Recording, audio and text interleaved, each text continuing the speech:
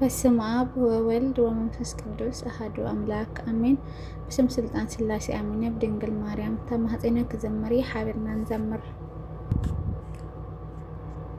ኣብ ስደት ቦታ ነበርና ቤትና ገዲፍና ተወፃና ናይ ኣቦው ኣምላኽ ይረድኣና ሓዘን ካባና የርሕቐልና።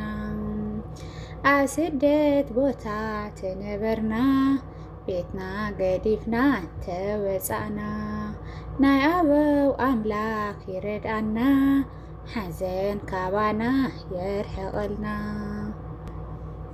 እንዳገበረ ኣብ ፀድፊ መንገዲ ክብሪ ይህበና ኣብ ሃገረ ባዕዲ ሓይልና ሕደስ ኣብ ስደት ሃገር ምሳና እዩ እግዚአብሔር ምሳና እዩ እግዚአብሔር።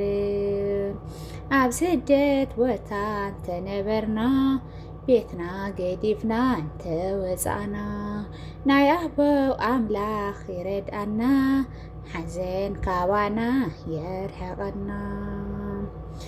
እንዳባረኸ ስራሕ ናይ እዳውና ምሳና ይነብር ኮይኑ ኣብ ማእኸልና ኣብ ባዕዲ ሃገር ትጉሃት ውን ኮይና ካብ ፀላእትና በርቲዑ ሓይልና ካብ ፀላእትና በርቲዑ ሓይልና።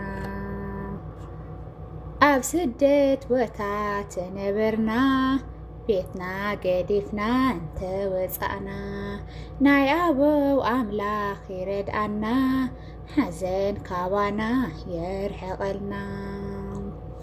እንዳማሃረ ሓደስቲ ምስጋና ጾምናን ጸሎትናን ኩሉ ይሰምዓና ምሳና እዩ ንሱ ንዝለዓለም ይኽበር ይመስገን ጎይታ መድኃኔዓለም ይኽበር ይመስገን ጎይታ መድኃኔዓለም። ኣብ ስደት ቦታ ተነበርና ቤትና ገዲፍና ተወፃእና ናይ ኣቦው ኣምላኽ ይረድኣና ሓዘን ካባና የርሕቐልና። ስሙ ክንፀውዕ መፂና ካብ ምብራቕ ናብኡ ቀሪብና ከርሕቐልና ሕማቕ ክብሪ ሂቡና ኩሉ ሰላም ኮነ ከመይ ልሓፍር ንዕኡ ዝኣመነ ከመይ ልሓፍር ንዕኡ ዝኣመነ። ኣብ ስደት ቦታ ተነበርና ቤትና ገዲፍና ተወፃና ናይ ኣቦው ኣምላኽ ይረድኣና ሓዘን ካባና የርሕቐልና። እንዳባረኸ ስራሕ ናይ እዳውና ምሳና ይነብር ኮይኑ ኣብ ማእኸልና ኣብ ባዕዲ ሃገር ትጉሃት ውን ኮይና ካብ ፀላእትና በርቲዑ ሓይልና ካብ ፀላእትና በርቲዑ ሓይልና።